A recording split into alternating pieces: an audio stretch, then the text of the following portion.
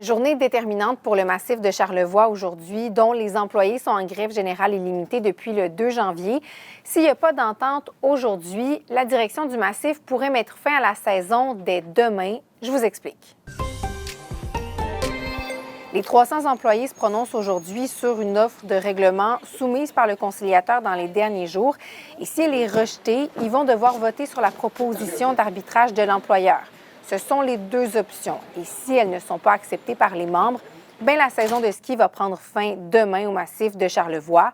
Les conséquences, évidemment, pourraient être désastreuses pour la région, selon Tourisme Charlevoix, qui craint aussi la suspension des activités du Club Med. Ce qui s'en vient, c'est évidemment les semaines de relâche, février, mars, la semaine québécoise, oui, mais les semaines aussi de l'Ontario. Donc tout ça, bien évidemment, c'est l'enjeu un peu de réputation de la destination qui est en jeu à un moment où les gens planifient leur séjour et tout.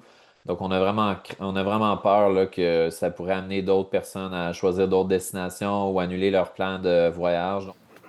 On revient sur cette grosse nouvelle pour la région de Québec hier, le départ de la vie politique de Geneviève Guilbeault à la fin de son mandat. Elle veut passer plus de temps en famille. Elle était vue, Geneviève Guilbeault, comme une potentielle successeur à François Legault. Sur ses réseaux sociaux, le premier ministre écrit que sa victoire dans Louis Hébert en 2017 a marqué un moment charnière pour la coalition Avenir Québec. Il l'a remercié pour son engagement, son énergie, sa confiance. Il a aussi félicité pour les changements qu'elle a apportés, notamment en matière de sécurité pour les femmes. Réaction de ses collègues au caucus également. Je l'ai côtoyée professionnellement, personnellement aussi, et je l'ai vu à quel point elle s'investissait dans son travail, puis elle va continuer de le faire jusqu'à la fin du mandat.